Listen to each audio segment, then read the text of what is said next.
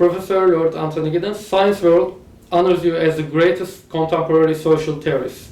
You are a fellow of King's College Cambridge and emeritus professor at London School of Economics.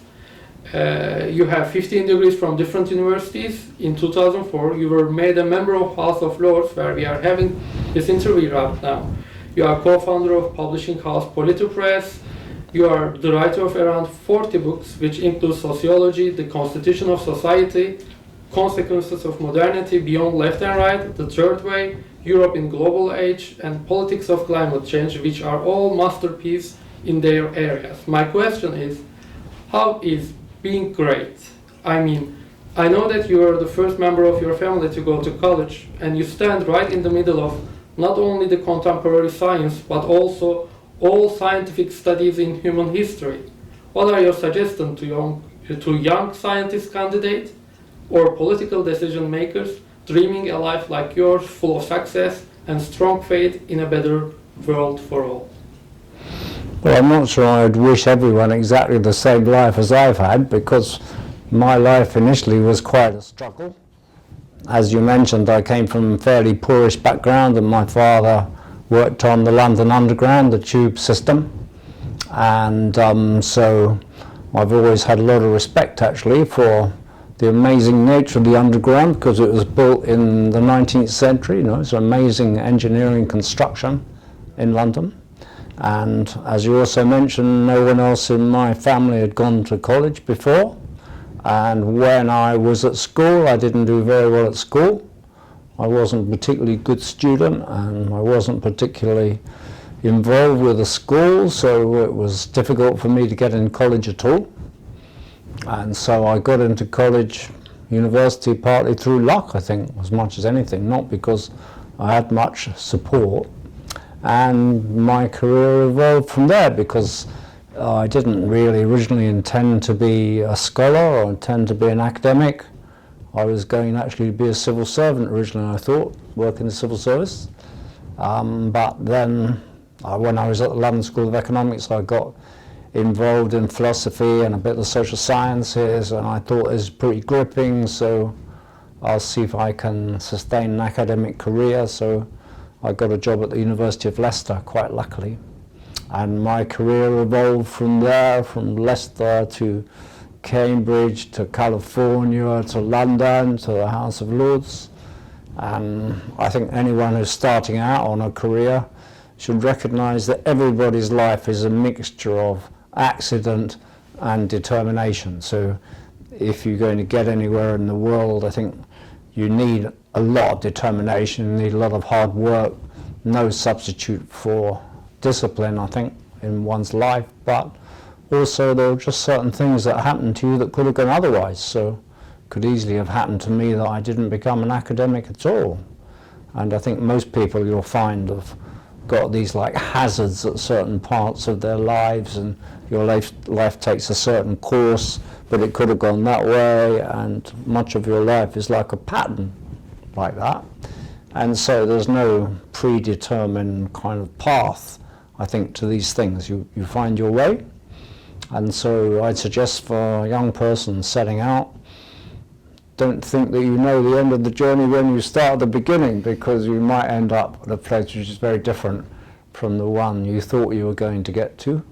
And you'll find that life throws you lots of surprises along the way, some of those surprises not so good, and some very important for your career. So, you know, I feel I've been quite lucky, because I had enough time to write quite a few books, but we also started the publishing company, and the publishing company now publishes about 150 new titles a year, so it's been going for 30 years now, publishing company, so I'm pleased with that. And then I was lucky enough to be the head of the LSE, which is possibly the greatest social science institution in the world, and so it was like a perfect position for me, and a bit different from writing books. And then being in the Parliament gives another dimension again. So I consider, you know, it's lucky to have worked in a diversity of contexts. And when I've written books, I haven't usually just stayed in one area like other people. I wrote books on many different topics, from personal life all the way through to global futures. I'm not sure I would necessarily again advise everybody to do that, but for me it worked pretty well, and I'm pleased I didn't just stay in a single niche, a single subject matter for my academic career, but tried to cover a diversity. And I suppose now I'm trying to bring some of that diversity together into a sort of interpretation of the direction the world is moving. Thank you. So, my second question. Four notable stages can be identified in your academic life. The first one involved outlining a vision of sociology. In the second stage, you developed the theory of structuration and analysis of agency and structure. The third stage concerns modernity, globalization, and politics, especially the impact of modernity on social and personal life. The less published books and articles show us that in this most recent fourth period, your focus is more on Europe's crisis and on climate change. So I'll continue my question with Europe and step into climate change followingly. Your book, Europe in the Global Age, was published in 2006, in which you argued reform of Europe's social model is a matter of urgency and it has to go hand to hand with the quest to regenerate economic growth. Only 2 years after, in 2008, EU is mired in the greatest crisis of its history. Can the misfortunes of Europe be seen as the sole source of Europe's malaise? What are your suggestions for European decision makers to turn Europe, with your own words, mighty again? As suggested by you in your book, Turbulent and Mighty Continent, what future for Europe? Is this time for a far-reaching rethink of the European project as a whole? If so, how?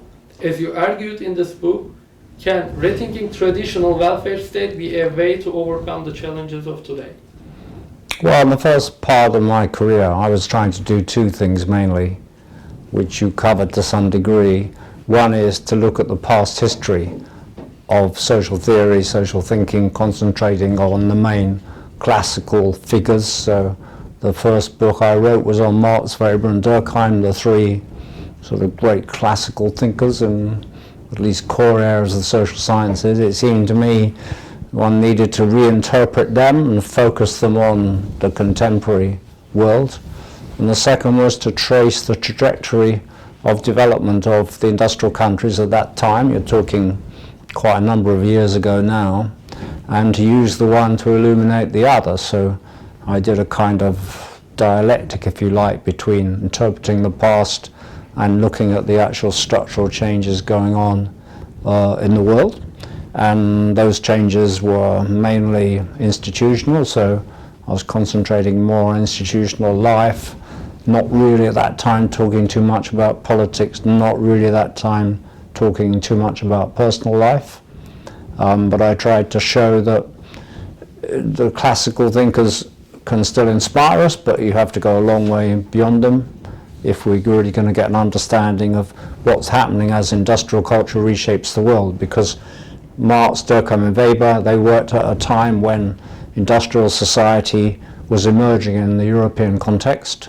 We live at a time when industrialism is becoming globalized across the world.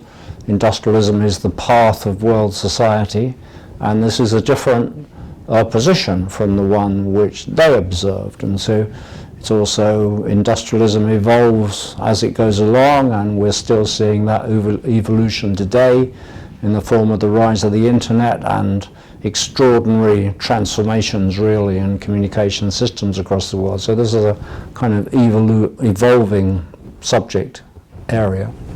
And in my early books I concentrated quite a bit not just on the nature of industrial culture, industrial society, but also on the divisions within it. So one of the earliest books I wrote was on class structure. We know that you have an industrial order, it's very productive, but we're still today wrestling with the issue of how you deal with the inequalities it produces, these inequalities being economic inequalities and inequalities of power. So in the first part of my writing life, I suppose, I was concentrating primarily on those things. And then I thought, well, why don't we look at the methodology that lies behind the social sciences that allows us to examine these issues? And that's when I introduced the idea of structuration. And my main idea there was that the social sciences have been divided between, as it were, two views of the world which were never very much brought together. There was the way in which you and I are moulded by institutions, whether it's schools or national institutions, whatever it might be. I mean, you brought up speaking Turkish, I was brought up speaking English, that moulded our personalities. On the other hand, we are not just the passive creations of our background. We are active individuals who have our own views of the world and our own purchase on our lives. So I wanted to get a form of social theory which related structure and action more effectively to one another, and I introduced the idea of structuration to do that, and I would still hold to that idea today. I'm not sure if I would use the term because it's rather cumbersome, kind of long term, but the main idea is that when I'm talking to you now, for example, we're in a personal conversation, we are constructing this conversation, but at the same time we're reproducing much larger social institutions. All social institutions consist in the end of the actions of individuals in which there is a motivation, interpretation, meaning. So I wanted to bring together, you know, the level of the individual and the personal with the wider institutional one, and that was when I wrote this book called The Constitution of Society, which introduced those notions, and I still regard it as quite a decent methodology for the social sciences as a whole. Then after that I moved on to look at later developments in the evolution of industrial systems, and I started to look at personal life as well. So that's when I wrote my book on sexuality, book on identity. I was trying to argue those things also express this mixture of changes going on in the world, many of which center on the body, the self. Who am I? How do I define myself in a world where tradition and custom, certainly in the West, don't have the same purchase that they did in the past? So I argue in the sense in which we now have to invent a self. We have to decide in a sense who we are and who we're going to be and what we're going to aspire to, and lots of freedoms there are around that, and also lots of problems. All sorts of addictions come into being. People find big troubles with the body, with diet, and all these kinds of issues that we know very well from personal life now across the world, because struggles with the body, for example, increasing number of people are radically overweight. You find that in China, you find that in Japan, which previously had the healthiest diet in the world. Struggles with sexuality, much more open, much more fluid, quite different from 20 or 30 years ago. In the Middle East, coming into contact with very traditional forms of these practices and notions, but nevertheless a completely different kind of fluid version of all these things emerging. So all that was the backdrop to my attempt to understand what I would have called in those days late modernity. And then writing about Europe is one focused notion of that, because the European Union is an innovation trying to assert a different role in the world and to overcome Europe's past, which was one of horrific war and colonialism. And you know, 2 world wars developed out of European context. Many millions of people died. The European project, to me, is a desirable and worthwhile project to protect peace in Europe, to establish connections between the different member states of Europe, and to make a contribution to world society. So I'm a pro-European, and both the books you mentioned are pro-European books. The first one was essentially about welfare systems. The most recent one was about the crisis of Europe following the Euro crisis. And since you mentioned that, the Euro crisis is not finished, I think. There are many problems in the European economy produced by the arrival of the Euro. What happened essentially, I think, is fairly well known. The Euro was introduced without the proper mechanisms that a currency would need. You need fiscal support, you need unified banking mechanisms, and you need more economic integration. than Europe provided, and that was one of the origins of the crisis surrounding the euro. It's sort of been held off to some degree, but it hasn't gone away, and nor has the wider crisis about the future of Europe, where there are issues around legitimacy, where the European institutions are still too distant from their citizenry, where in my view we need further structural reform if the EU is going to play the part in the world which it should do. And to me this is economic part and have some geopolitical influence not only over its region but in other aspects of the world economy and world society. So I'm still a pro-European, but I mean pro-Europeans must accept as well that there's a lot more work to be done and a lot more reform to be produced, and the EU remains in a partly fragile condition. So from Europe's dilemmas, I want to step in the greatest challenge of our era, climate change.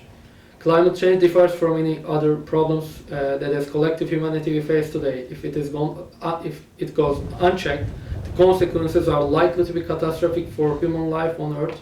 I think this is the reason pulling you right in the middle of environmental debates. Your book, The Politics of Climate Change, published in 2009, is accepted as one of the greatest contributions to this debate. It has even been called by Bill Clinton as a landmark study in the struggle to contain climate change. In your work of 2009, you argued that the debate on climate change is limited and we still do not have a systematic politics of it, and you underline increasingly urgent need for a policy perspective, not only at global level, but much more than that at national level. So at this point, I would like to ask you, what does an effective national action on climate change require? With your own words from the book, what new form of interventionism would be most expedient, learning from the failures of the past? How can market-oriented approaches be balanced with state-centric ones in keeping with vital issues of mitigation and adaptation, such as carbon pricing, the role of regulation, energy efficiency, transport and land use, the promotion of specific technological innovation by government, and lifestyle and behavioral change, and how the social and economic cost of climate change can be fairly distributed to key groups in society without penalizing those who are less fortunate?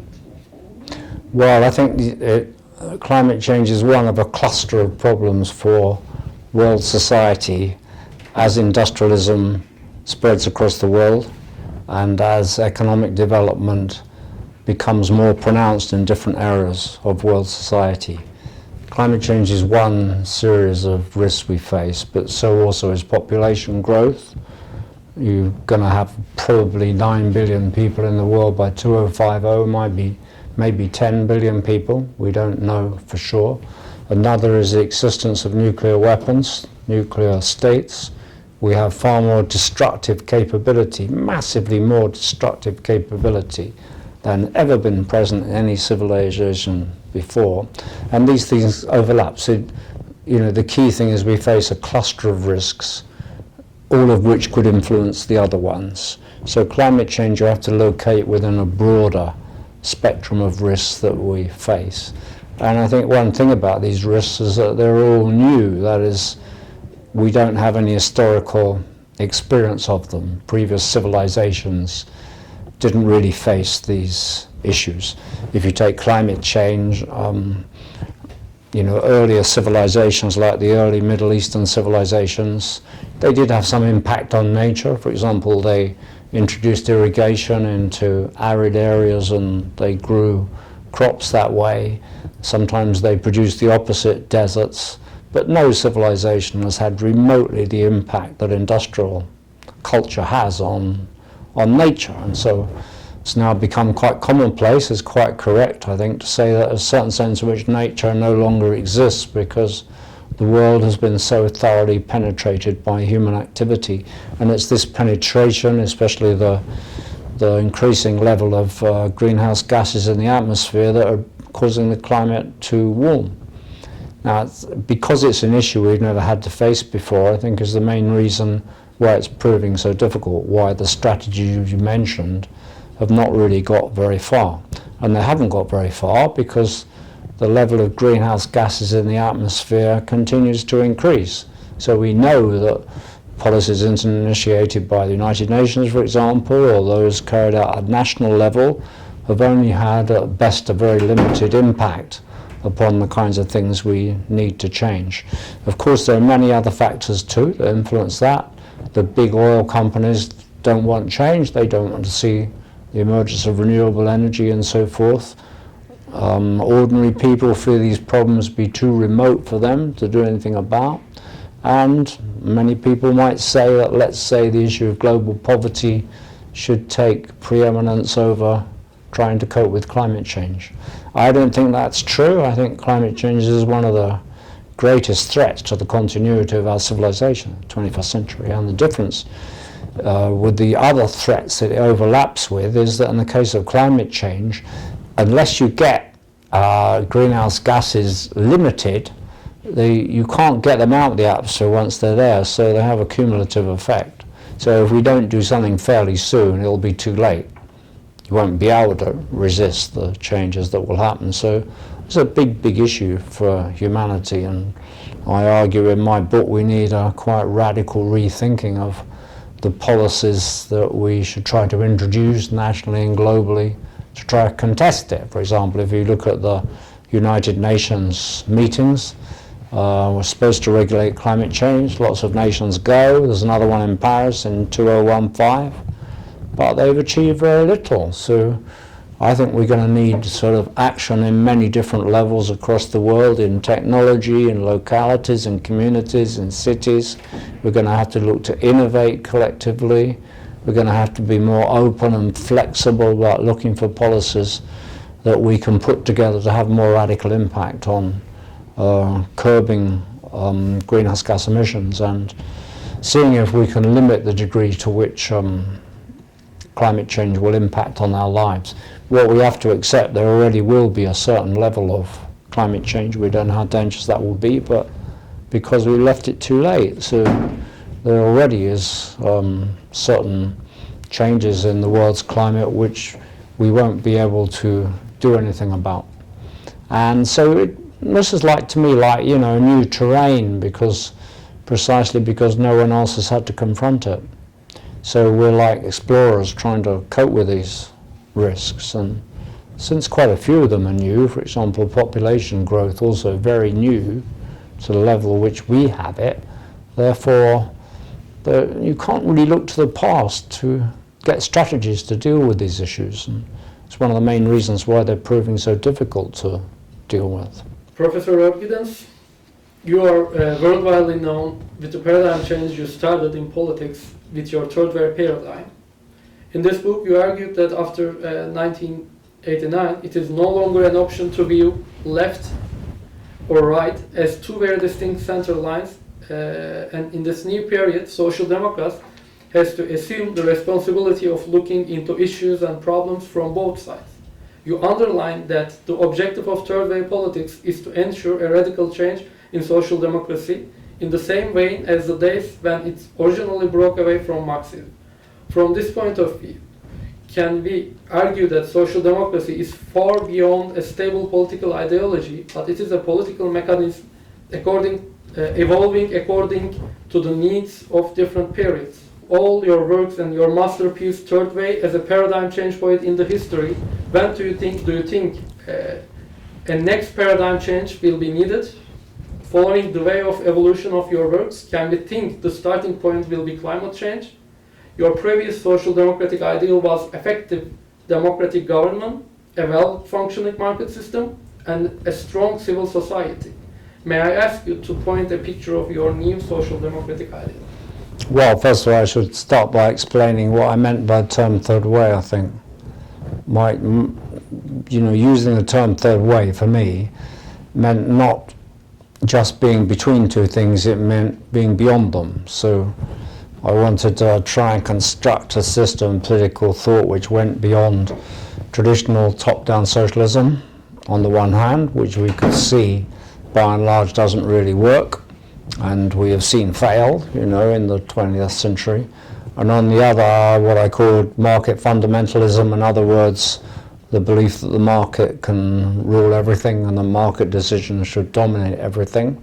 So a third way for me was beyond those two schools of thinking, and so the future of democracy, social democracy for me, was about how you develop a form of politics which is not wholly beyond left and right, but recognises that many new issues in the world besides the traditional ones, well, climate change being one of those new issues, but many other issues which, as I said before, weren't faced in traditional thinking. We have to try and build them into politics. So my conception of the third way was like a revival of social democracy, a belief in certainly the core values of social democracy: solidary society, protection of vulnerable people, redistribution of wealth and income, at least to a certain level, to ensure that inequalities don't grow too large, and democratic participation at different levels in the political system, going from local community to regions to nations and beyond. That was like a package of what social democratic thinking should become, I think. And at one time I was working quite closely with a range of political leaders who in their own ways were trying to make use of those ideas. And you mentioned President Clinton. I mean, he was one of the people who, a political leader, interested in wider intellectual issues, trying to pioneer a different form of democratic politics.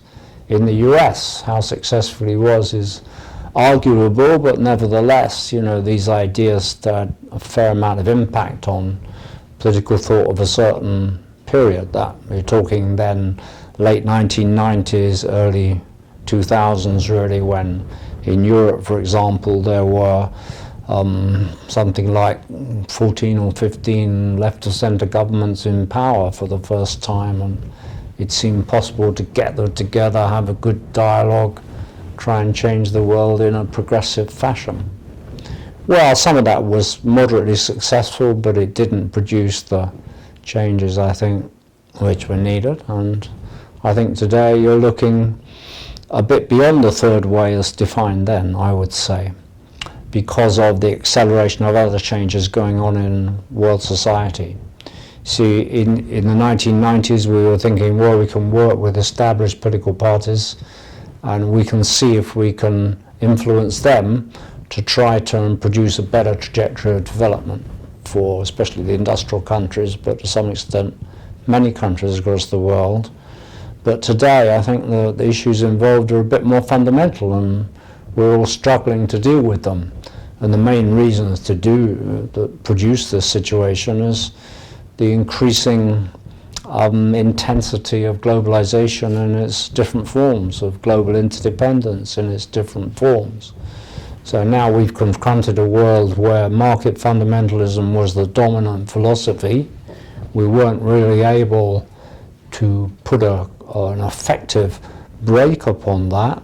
We know where it led to. It led to a global financial crisis.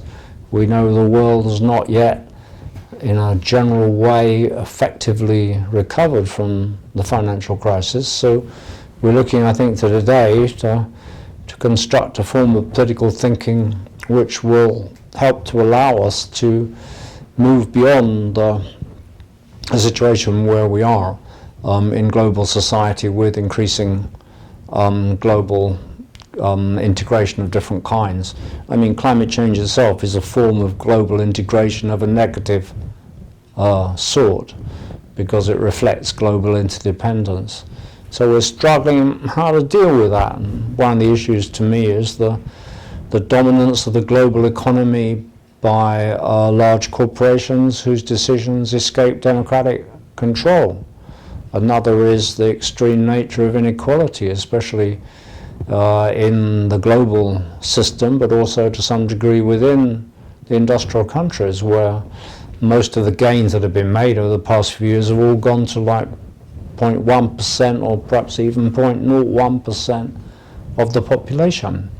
So we have to pioneer ways of trying to deal with these issues, which will be different, I think, from the original third way thinking. So I'd be looking for a kind of strong reversion, or revision, let me say, of the third way now. And it would have to have more of a kind of global purchase, I think. For example, I think governments have to collaborate to try and control, just to take one example, tax havens and their impact on the world. About 50% of the world's wealth at any one point is in tax havens.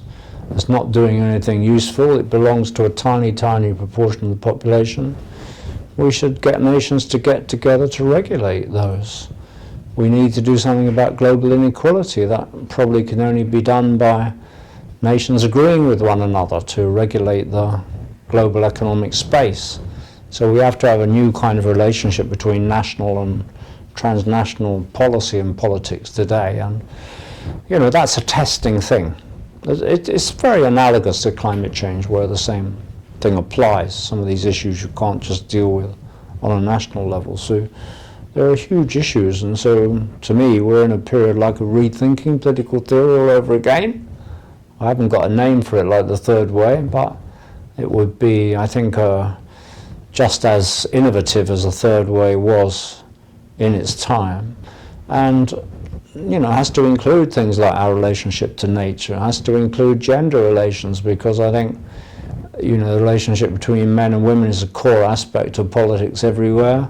There are plenty of countries where very little, well, not enough change has been made to produce gender equality. So we need to quite a lot of rethinking, I think, and I think it's to some extent in its early stages. So the next project I might do is what happens after the third way, really. What kind of politics should we be pioneering today? As you told, the original Blair-Clinton dialogues from 1997 onwards, and Third Way had a far-reaching impact upon the evolution of New Labour in the UK and upon left-of-centre policies in many other countries too. So my question is, how Labour and left-of-centre parties in other countries can re-evolve to a party of substance? What kind of reform in their structure and their policy program has to be implemented to face new challenges of today? And in particular, do you have any suggestions to social democrats in Turkey, which has not started this reform process yet and have a large moving area to right parties? How can it be possible to reach the success of British and Swedish models?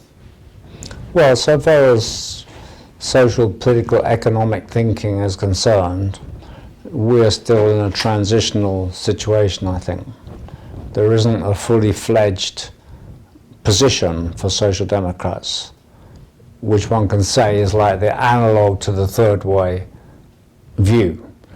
I think we're still struggling to work it out, and we're still trying to produce a kind of coherent version of what it would be for the current period, which is 20 or so, or maybe 25 years or so later.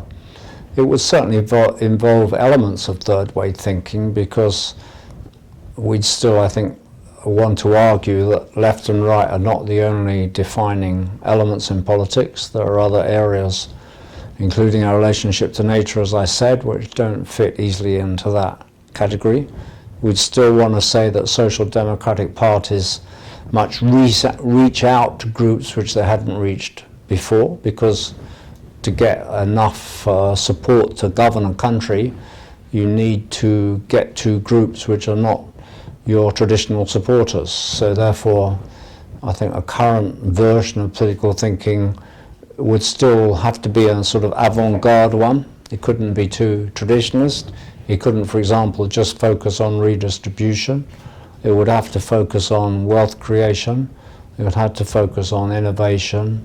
To me, some of the biggest things happening in the world are actually bound up with new technology, digital technology, because I think the advent of the internet and many other changes going on around it today have introduced something new, both kind of locally and globally, and I'd like to see social democrats kind of get to grips with the implications of what that might be. If I can give you an example, in industrial countries, certainly health systems are under enormous pressure, partly because of aging population, partly because they've just run out of money to defend the institutions needed to provide proper public health, and there is a kind of crisis of public health in many countries for these reasons. Well, I think you couldn't say it's the only solution, but new technologies offer possible reforms which could be both progressive and help transform health systems. For example, a lot more treatment can probably be done at distance in the future. There are all sorts of self-monitoring forms of technology which can be used. Lots of treatments can be done at distance. Even operations can be done at distance on a computer if you're using a robot to do the operation. So I see like a vanguard of technological change which could be very important along the edges of promoting social democratic values.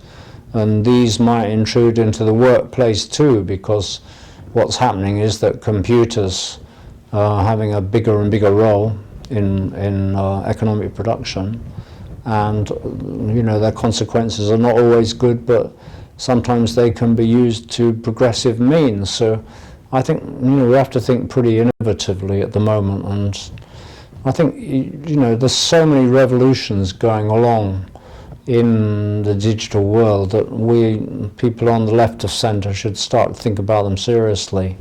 For example, maybe you can reconstruct prisons so that you won't necessarily put everybody in a prison, but keep them under electronic surveillance. There are all sorts of areas, and education the same, because, you know, I work in universities, but universities could be transformed by what in English we call mass online open courses, so-called MOOCs, which can bring teaching to millions of people, often without much cost at all, and could be quite transformative. So I think we've got to get at the cutting edge of change, actually, Social Democrats, not just try and hold it back. And we've got to integrate these things with fairly traditional values of social democratic movement. So I think we need a lot of rethinking, but as I say, I think we're still at a relatively early stage in that, and that's one of the reasons why social democratic party is not doing very well in many countries across the world. They've kind of lost a grasp of where the main changes are leading us, I think. So I see that as a project, you know, which is at best halfway through, I suppose. Suggestions to Turkish Social Democrats, which have not started this reform process yet, and they leave a large moving area to right parties. So is it possible to reach the success of British or Swedish model in Turkey? Well, I would say, first of all, no social democrats should limit themselves to their own national debates. They should engage with social democrats elsewhere. That was very important in the original Third Way movement. It wasn't just a national one, it was a matter of collaboration between social democrats in different countries. I think social democrats in Turkey should make sure they have constant dialogue with social democrats in other countries.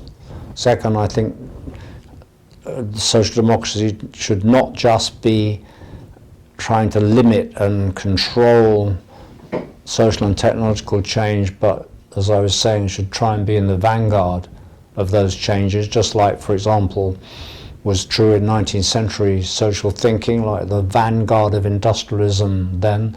The vanguard for us now is really digital production, the digital economy, which is becoming generalized across the world.